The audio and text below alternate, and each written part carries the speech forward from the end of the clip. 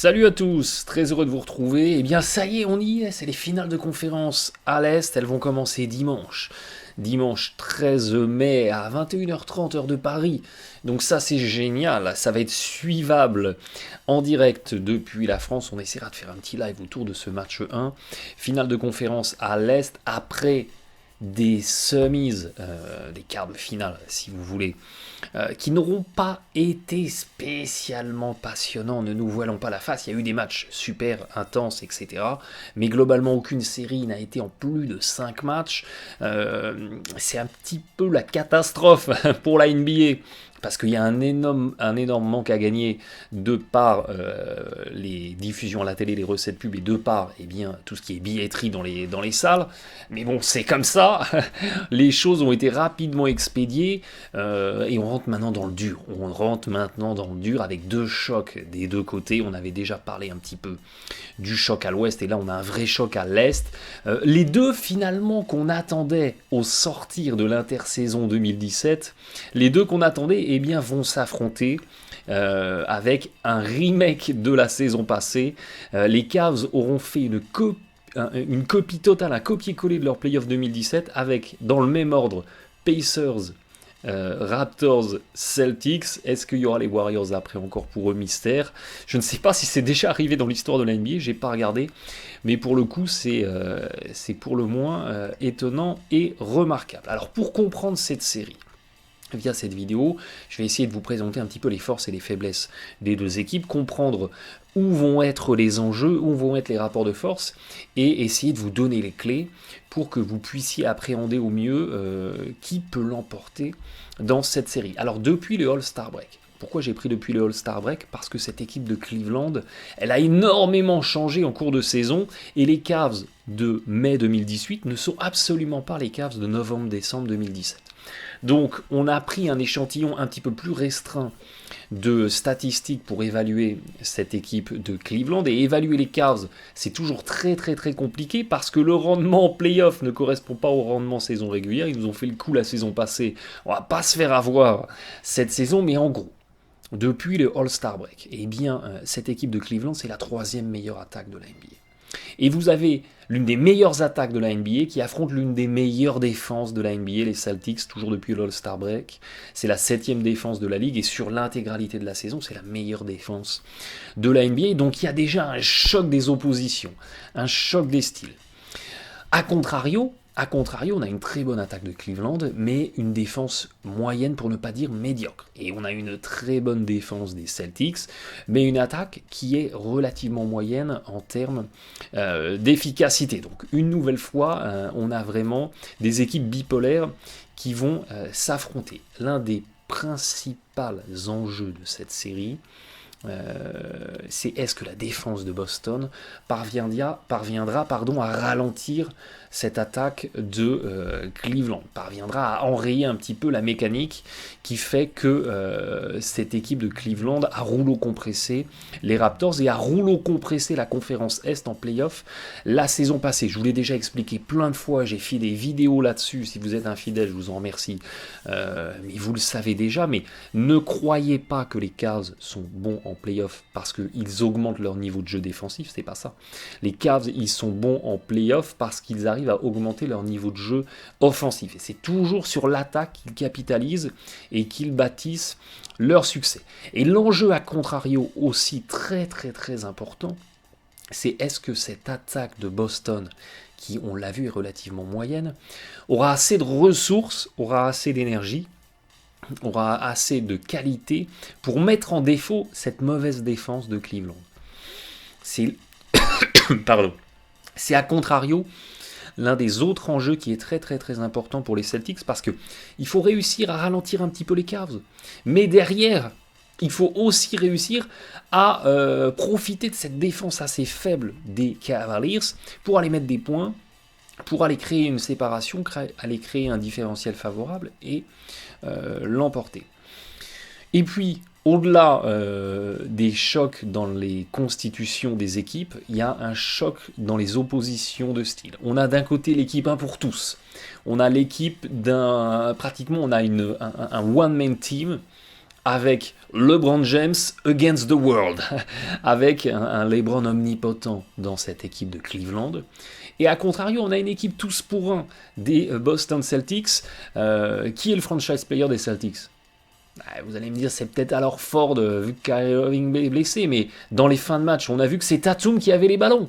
Rozier est extraordinaire, Jalen Brown fait des perfs extraordinaires. Quand Marcus Smart est sur le terrain, c'est lui le patron, même si ses stats sont en trompe-l'œil. Donc, on a une équipe des Celtics qui est pour le coup un vrai collectif, dans lequel il n'y a aucune individualité vraiment qui émerge, et c'est tout le contraire du côté des Cavs. Les Cavs sont aussi un beau collectif, attention, on va pas caricaturer, ils en sont là où ils en sont actuellement, parce que derrière LeBron, il y a eu une contribution, on va en reparler, elle est très très importante. Mais généralement, quand je pose la question pourquoi les Cavs s'en sortent bien, on me dit c'est LeBron, c'est LeBron. Ce qui en soi est effectivement une bonne réponse. Pour évaluer un petit peu cette série, il va être très intéressant de regarder ce qui s'est passé au premier tour. Parce que les Celtics ressemblent un petit peu aux Pacers. Les Pacers étaient une défense somme toute correcte, une attaque à contrario un petit peu moins efficace, et les Pacers, ils ont vraiment posé un maximum de problèmes à cette équipe des Cavs. Donc c'est très important de regarder le parallèle pour essayer de comprendre cette finale de conférence.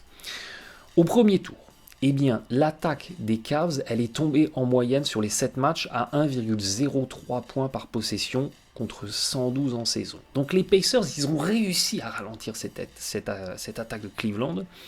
Et à contrario, la défense des Cavs, elle est restée globalement à un niveau moyen, voire médiocre. Donc les Pacers, ils ont réussi la première étape du défi pour essayer de battre les Cavs. Et sur la série, les Pacers, ils ont un différentiel qualité d'attaque, qualité de défense largement positif. Mais malheureusement, ils se sont inclinés. Pourquoi on en est arrivé là? Parce que les Cavs, ils ont subi 2 très grosses défaites dans 2 des 7 matchs du premier tour. Et dans leurs 2 défaites, systématiquement, c'est le même scénario. C'est l'attaque qui s'est complètement écroulée. Dans le premier match, on est à 0,87 points par possession, ce qui est un rendement catastrophique. Et dans le deuxième, on est à 0,96, qui est très en deçà du rendement habituel des Cavs. Donc, dans les 2 blowouts, l'attaque des Cavs n'a pas été au rendez-vous. Et c'est très certainement et très souvent des problématiques d'adresse. L'adresse à 3 points n'était pas au rendez-vous, derrière on n'a eu aucune solution et on s'est écroulé. Et à contrario, les Pacers derrière sont restés à un niveau d'attaque bon, voire extraordinaire à 1,34.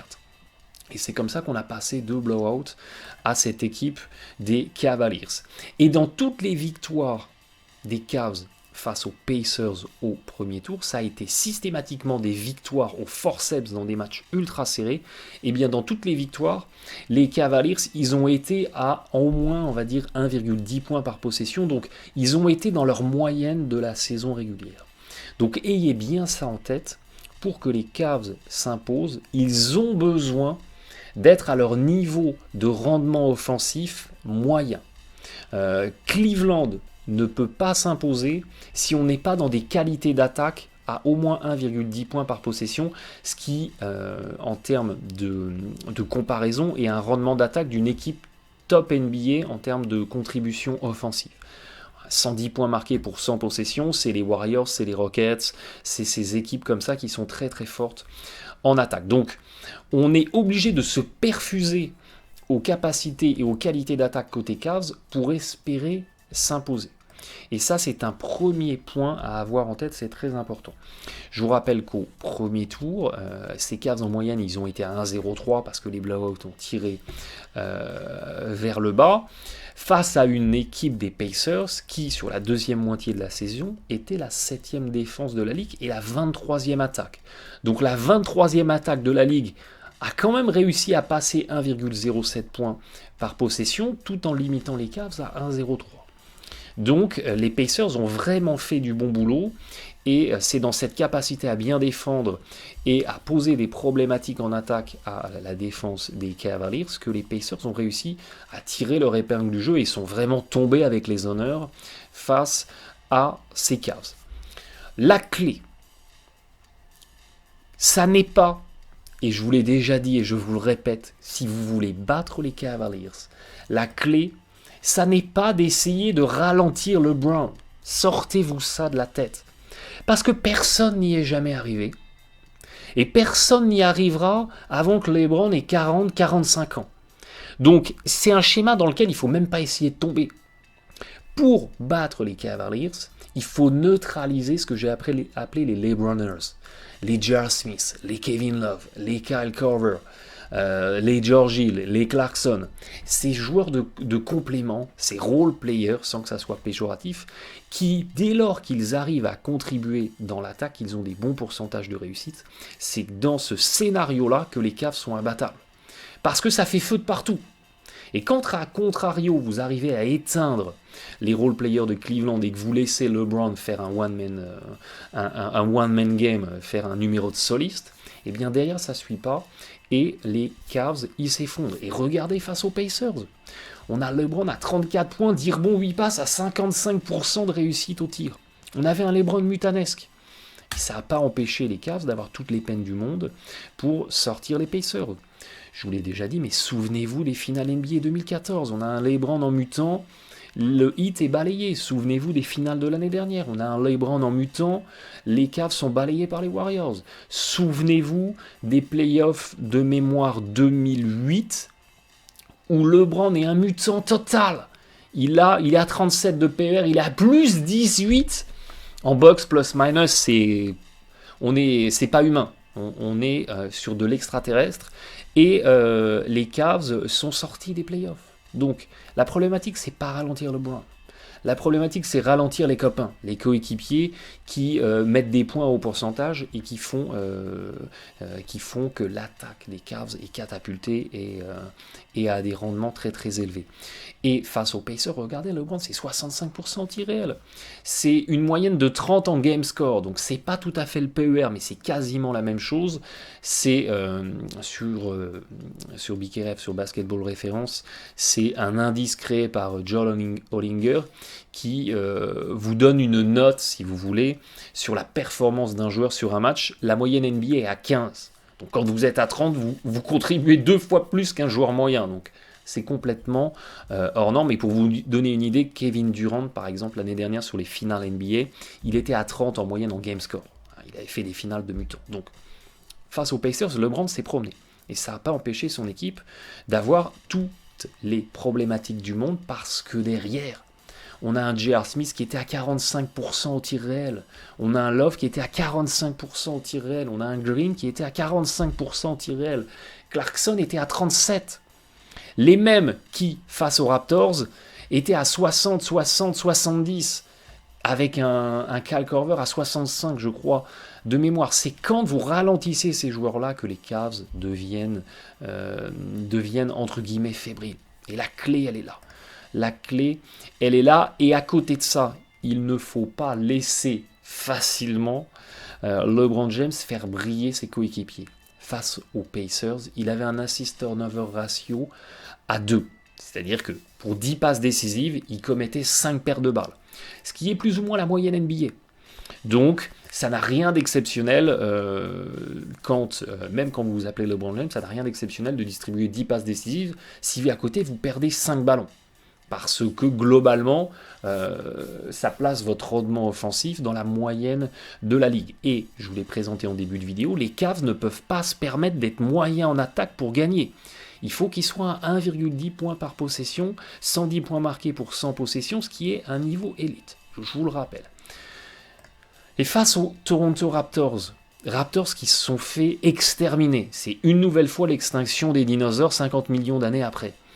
Eh bien, on avait un LeBron James à 5,6 passes décisives pour un ballon perdu sur les 4 matchs des Semis face aux Raptors. James, il cumule 8 ballons perdus seulement pour peut-être 160 minutes de temps de jeu, ce qui est une nouvelle fois mutanesque. Les Raptors, ils n'ont eu aucune solution pour ne serait-ce qu'un tout petit peu empêcher LeBron James de distribuer caviar sur caviar à tous ses coéquipiers. Et c'est ça qui a tué l'équipe, parce que toutes les passes de James arrivaient dans les mains d'un coéquipier qui pouvait soit marquer en dessous en backdoor, soit sanctionner à 3 points. Et c'est ça qui a tué les Raptors. Donc la capacité à dévier un petit peu ses passes, à les intercepter, à obliger James, parce qu'on vient bien aider, à forcer des passes compliquées, à forcer des pertes de balles, c'est ça aussi la clé si vous voulez battre les Cavaliers. Cette équipe des Cavs fonctionne un petit peu comme les Rockets. Vous le savez déjà, je vous le rappelle. C'est une équipe qui va chercher à se rapprocher du cercle ou à tirer à 3 points. Les tirs à mi-distance ne les intéressent pas énormément, même si, on l'a vu durant les playoffs et notamment face aux Raptors, l'adresse insolente de James à mi-distance a tué encore une fois, c'est la double peine, cette équipe de Toronto. Mais regardez, ce qui fait la clé et ce qui fait le succès de l'attaque des Cavs, c'est qu'on a le 3e meilleur pourcentage de la ligue tout près du cercle, ici, et on a le 8e meilleur pourcentage au-delà de la ligne à 3 points. Vous voyez qu'il y a beaucoup de orange, beaucoup de rouge, et c'est dans ces compartiments qui sont très rémunérateurs en panier, dans ces zones à haut pourcentage, que les Cavs bâtissent leur succès. Et puis, les Cavs, ne l'oubliez pas, c'est la 2e équipe de la NBA qui tente le plus de tirs à 3 points juste derrière les Rockets. On est à 40% de tirs tentés au-delà de la ligne à 3 points, pratiquement un tir sur 2. Donc, l'adresse à 3 points est éminemment décisive dans le succès de cette équipe de Cleveland. Et opposé à ça, vous avez une défense des Celtics qui est la 6e meilleure défense de la ligue sur les tirs à 3 points. Notamment, regardez ici, above the break, les adversaires des Celtics, ils ont des pourcentages de réussite qui sont très en deçà de la moyenne NBA. Et c'est la 11e meilleure défense dès lors qu'il faut protéger son panier, dès lors qu'il faut protéger sa raquette. Donc, défensivement, les Celtics matchent bien avec les capacités d'attaque de cette équipe des Cavs. Et n'oubliez pas que, pour schématiser, du côté des Cavs, c'est vivre et mourir avec le tir à 3 points. Parce que regardez, durant ces playoffs, dans les 3 défaites, on a un décrochage de l'adresse à 3 points, de pratiquement 10 unités. On est à 38% quand on gagne, on tombe à 28% quand on perd. Et c'était déjà le cas en saison régulière. Et cette amplitude de 10 points de pourcentage, c'est de très très loin la plus grosse amplitude entre victoire et défaite de toute la NBA. De très très très loin, je crois que l'autre équipe doit être à 5 ou 6 points d'amplitude. Donc, dès que l'adresse des Cavs n'est pas au rendez-vous à 3 points, l'équipe elle s'écroule. Parce qu'à côté de ça, il y a assez peu de construction tactique et il y a assez peu d'autres choses qui permettent aux Cavs d'exister collectivement. C'est une équipe qui fait assez peu circuler la balle, il y a assez peu de mouvements sans ballon. Le schéma d'attaque, il est tout simple. C'est James fixe, isolation. Si personne vient aider, il va au bout en lay-up. Et si ça vient aider, il n'attend que ça. Il ressort sur le coéquipier qui sanctionne à 3 points. C'est vraiment pour schématiser, mais l'attaque des Cavs se résume très très souvent à ça. Et si l'adresse à 3 points n'est pas au rendez-vous, derrière on est embêté parce qu'on n'a pas vraiment d'autres solutions. Donc on vit et on meurt avec le 3 points. Et j'ai ressorti mon petit graphique. Alors il peut piquer un petit peu les yeux, il peut faire un petit peu mal à la tête, mais l'intérêt c'est de visualiser très très vite les qualités d'attaque de cette équipe de Cleveland qui sont en bleu face aux qualités de défense de la défense des Celtics qui est en orange. Et on est sur les play types, on est sur les différentes composantes de l'attaque dans le basket, avec les isolations, les paniers en off-screen en sortie d'écran, les backdoors, les cuts, les démarquages sans ballon, les hand-off, les spot-up, etc. Tout est découpé et vous avez comme ça un espèce de graphique qui résume ce que peut faire une équipe en attaque.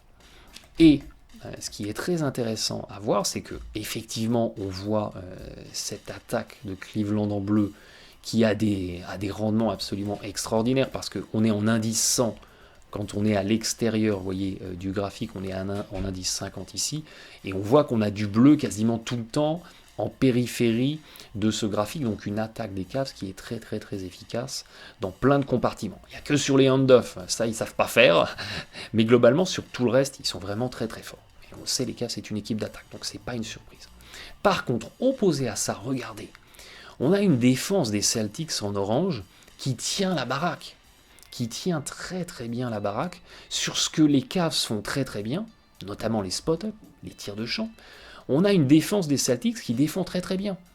Sur le pick and roll porteur de balle ou sur le pick and roll quand c'est le poseur de l'écran qui récupère et qui marque, on a aussi une défense des Celtics qui est pas mal. Sur les sorties d'écran, on a des Celtics qui sont pas mal. C'est sur l'isolation et sur le post-up où on est un petit peu en difficulté. Mais globalement, pour résumer, la défense des Celtics, elle a du répondant. Si on regarde vraiment dans le détail de ce que les Cavs, attaque des Cavs ici, rendement offensif sur 100, face à la défense des Celtics ici, rendement défensif sur 100, et le taux d'usage moyen, on n'arrive pas à 100, parce qu'à côté de ça, il y a les rebonds offensifs et tout ce qui est inclassable, les trucs qui ressemblent à rien, mais on a l'essentiel de l'attaque. Regardez ce que les Cavs font le plus. Des tirs de champ, des spot-up, 20% pratiquement de l'attaque, une séquence de tirs sur 5, on a un rendement offensif à 100, donc on est la meilleure équipe de la NBA, et bien on a face à nous la meilleure défense de la NBA sur les tirs de champ. Le pick and roll ball handler, le pick and roll porteur de balle, 15% de l'attaque des Cavs, ça compte beaucoup. Niveau d'efficacité offensif à 86, on est très très bien. On a des Celtics à 97, on défend très très bien aussi. Sur le jeu en transition, la contre-attaque, eh bien, on a des Cavs qui sont à 80, et ça compte beaucoup, 17%. On a des Celtics à 89. Donc, systématiquement, sur ce que les Cavs font beaucoup en attaque, on a des Celtics qui peuvent répondre présents défensivement. Et ça, c'est très très important à avoir en tête, parce que, souvenez-vous, première question, premier postulat, premier enjeu que je vous ai évoqué, que j'ai posé, c'est est-ce que la défense des Celtics va être en capacité de ralentir un petit peu l'attaque des Cavs. Et au vu de ces données, qui valent ce qu'elles valent parce qu'elles sont prises sur la saison régulière, mais on a quand même un échantillon relativement large, au vu de ces données, on a une défense des Celtics qui peut proposer vraiment un défi et un challenge à cette attaque des Cavs. A contrario, si on regarde l'attaque de Boston en bleu, par rapport au niveau défensif des Cavaliers en orange, eh bien on constate que l'attaque des Celtics, certes, elle est beaucoup moins sexy, parce qu'on a cette courbe bleue qui ne gravite pas à l'extérieur du graphique, mais qui reste dans des zones proches de 0 ou proches de 50. Donc on n'a certainement pas le niveau offensif et les qualités d'attaque des Cavs quand on est un Celtics qu'on joue en vert, mais par contre, comparé aux qualités de défense de cette équipe des Cavs, on a des différentiels qui sont vraiment très très très intéressants. Regardez sur l'isolation, regardez le différentiel entre les qualités d'attaque isolation des Celtics et la défense des Cavs. Regardez sur les spot-up, et les spot-up ça compte beaucoup pour les Celtics. Il y a un différentiel énorme sur le pick and roll, sur le poseur de l'écran. Il n'y a que finalement sur le jeu au poste bas et la transition et un petit peu les cuts que cette équipe des Cavs défensivement, elle peut opposer un défi, proposer quelque chose aux Celtics. Et une nouvelle fois, si on rentre dans le détail des fréquences, et bien sûr ce que les Cavs sont le plus, regardez, des tirs de champ, spot-up, il n'y a pas photo, on a 89 face à 10. Sur du pick and roll porteur de balle, on a 75-58, 76 même 58. Donc on a encore un avantage marqué pour les Celtics. Et sur de la transition, eh bien on a des Celtics qui sont pas top. Ils ont du mal à finir en contre-attaque, mais on a des Cavs qui sont pas non plus parfaitement ajustés en défense. Et puis alors sur l'isolation, ça m'a un petit peu surpris, mais les Celtics, eh bien, ils font quand même pas mal d'isolation. On a pas mal de séquences qui finissent en 1 contre 1 avec plein de mouvements. Eh bien là, il n'y a pas photo. La défense des Cavs sur l'isolation, c'est bien souvent une aide qui n'arrive pas, et derrière, on laisse des paniers plus ou moins clés en main. Chose aussi très importante à avoir en tête. Les Celtics, c'est la 10e équipe de la NBA qui utilise le plus le tir à 3 points. Les Celtics sont aussi vraiment dépendants de l'adresse à 3 points et du tir à 3 points. C'est une composante importante de leur attaque, un petit peu moins que la saison passée. mais ça reste une composante importante, et on voit des Tatum, des Brand, des Smart, des Rozier, des Al Horford quand ils s'écartent, on voit tous ces joueurs-là très très fréquemment tirer à 3 points. Donc le 3 points est important, d'autant plus important que les Celtics sont la 5e meilleure adresse de la NBA, parce que dans leur construction collective, ils arrivent à placer des joueurs dans des situations ouvertes, dans des paniers clés en main, ils arrivent à sanctionner sur ces paniers relativement ouverts. C'est d'autant plus important pour les Celtics que les Cavs ne sont que la 20e défense de la NBA pour la contestation des tirs à 3 points. Donc il y a quelque chose ici à exploiter pour Boston. Mais vous me direz, hey Blight, ce que tu nous racontes là, tu nous l'avais déjà dit la saison passée. Et on a vu ce qui s'est passé en finale de conf, les Celtics se sont fait partouzer par les Cavaliers. Donc pourquoi ça ne se reproduirait pas ? Eh bien effectivement, je suis complètement d'accord avec vous. Les Celtics se sont fait partouzer la saison passée parce qu'ils avaient énormément de tirs ouverts, mais ils n'arrivaient pas à sanctionner sur ces tirs ouverts. Et regardez, j'ai ressorti les stats des playoffs de 2017 sur les paniers de plus de 10 feet, de plus de 10 pieds, donc sur les 2 points longs ou les 3 points longs, qui sont pas complètement ouverts, qui sont ouverts, donc où le défenseur est assez loin.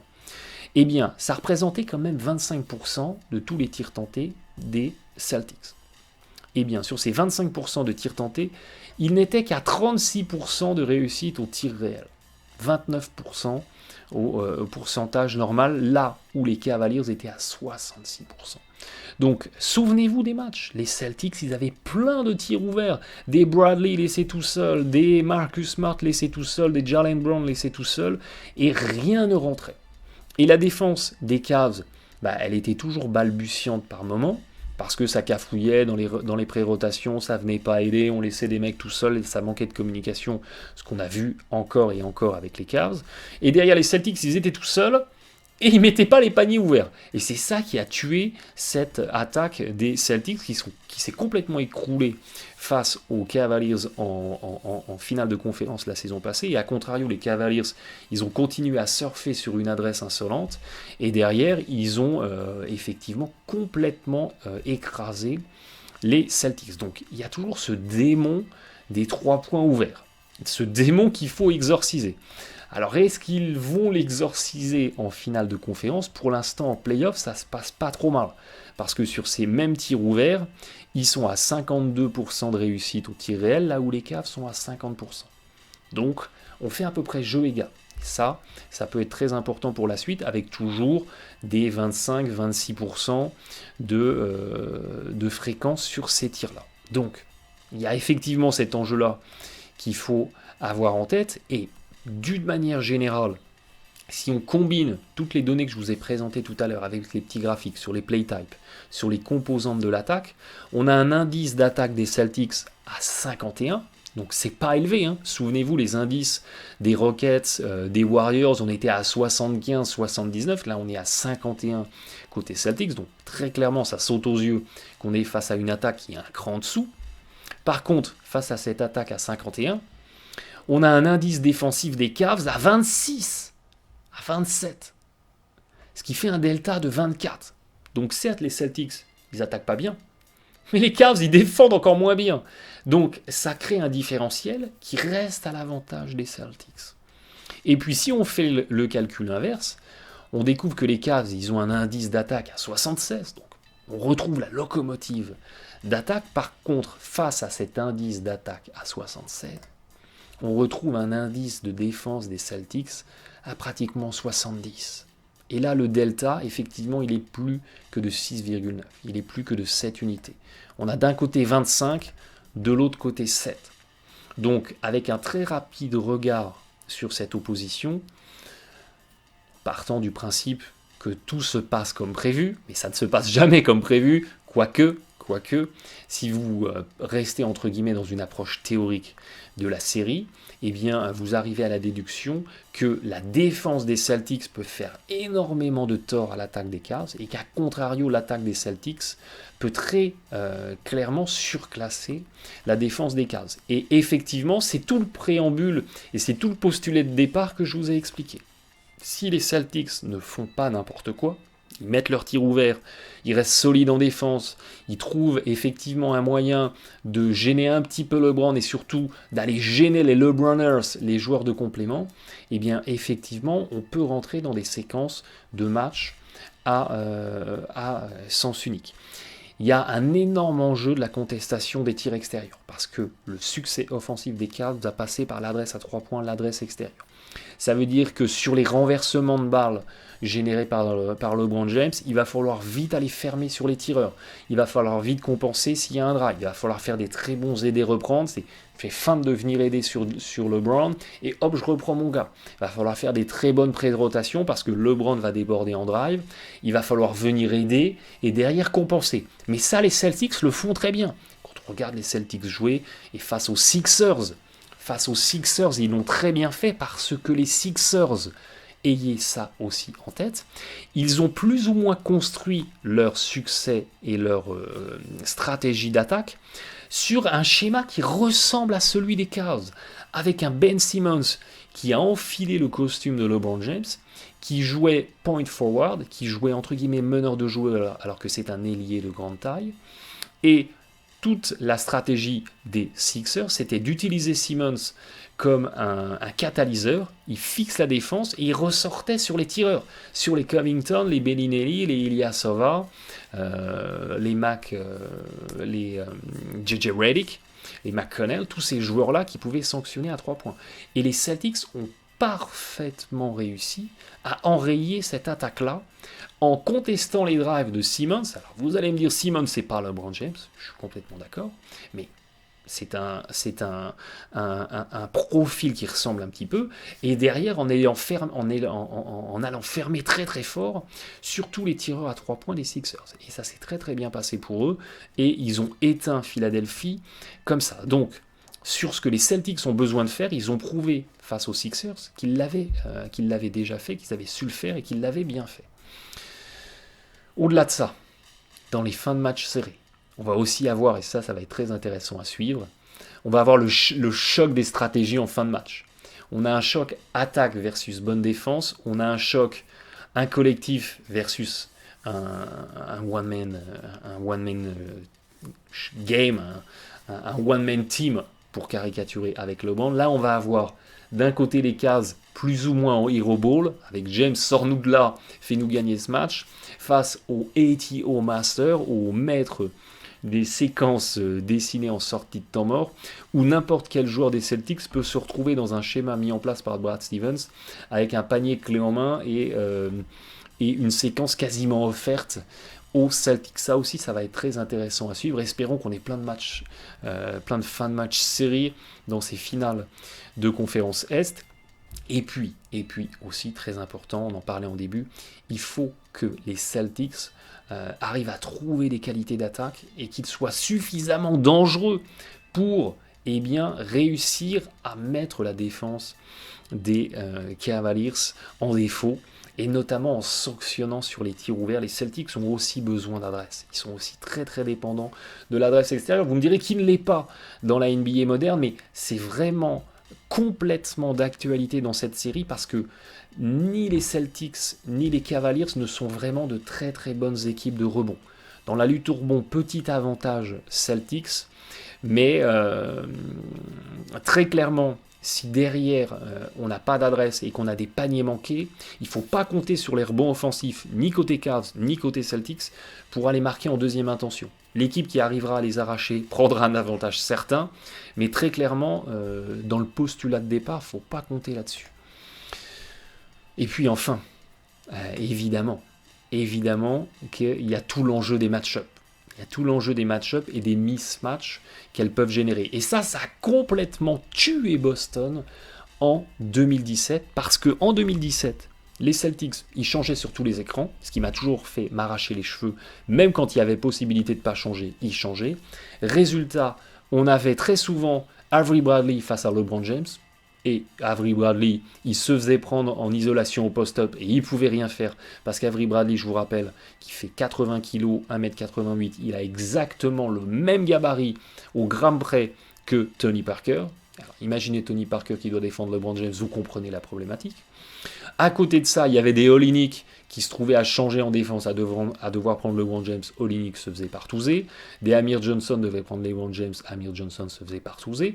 Bref, c'était systématiquement des mismatchs défavorables pour les Celtics. Marcus Smart s'en sortait un petit peu, mais ça tuait Boston parce qu'ils étaient systématiquement mis en défaut sur les séquences de pick and roll. Là, avec ces Celtics 2018, eh bien, on a Brown, Tatum, Morris, Horford. Si ça change et qu'ils doivent prendre LeBron James, ça peut passer. Ils peuvent s'en sortir défensivement. Je ne dis pas qu'ils éteindront James, absolument pas. Mais ils ne seront pas ridicules, en tout cas beaucoup moins que l'étaient Olynyk et Bradley qui faisaient de leur mieux, mais ils n'étaient juste pas construits, ils n'étaient juste pas prototypés pour pouvoir contenir LeBron James. Là, effectivement, cette problématique, elle est beaucoup moins marquée. Ça sera intéressant d'ailleurs de voir quelle config les Celtics vont lancer dans le 5 de départ. Est-ce qu'ils vont repartir sur la config Rozier, Smart, Tatum, Brown, Horford, ou est-ce qu'ils vont repartir sur la config Rozier, Tatum, Brown, Horford, Baines, un truc un petit peu plus solide, sachant que les Cavs en face vont vraisemblablement rester avec Love James en 5-4 et puis ensuite les 3 tireurs à 3 points. Ça peut vraiment être une config small ball à fond des deux côtés, et dans une config small ball à fond, les Celtics, ils ont pour le coup cette année vraiment du répondant. Évidemment que Tatum et Brown sont au-delà également de Rozier, qui a complètement endossé le costume de Kyrie Irving. Il fait des playoffs absolument extraordinaires, Rozier. Évidemment que ces 3 joueurs-là sont décisifs, parce que je ne doute pas une seule seconde qu'Horford il fera des playoffs de mutants, des finales de conf de mutants, comme la saison passée. Mais Brown, Tatum et Rozier sont attendus au tournant. Au même titre qu'il faut ralentir les role-players des Cavs si les Celtics veulent s'imposer. Si les Cavs veulent s'imposer, Tatum, Brown et Rozier, ils ne peuvent pas être à 20 points par match. C'est juste impossible. Si ça arrive, vous pouvez être sûr que les Cavs ils sont sortis en 5 matchs. C'est aussi simple que ça. Bref, vous l'aurez compris, bien malin celui qui vous donnera un prono et un verdict définitif sur cette série, parce que sur le papier, ça promet d'être quelque chose ultra serré. Les Celtics peuvent poser vraiment un gros challenge aux Cavaliers, à eux de ne pas complètement passer à côté comme la saison passée. Le pire adversaire en fait des Celtics, c'est les Celtics eux-mêmes. J'ai presque envie de résumer ça comme ça.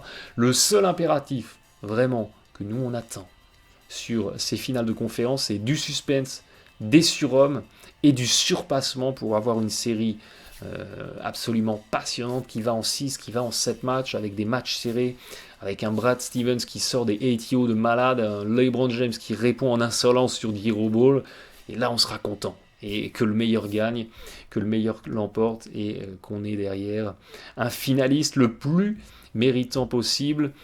Merci de votre fidélité, je voulais faire court, on est à 40 minutes, j'y arriverai jamais. Bon match à tous.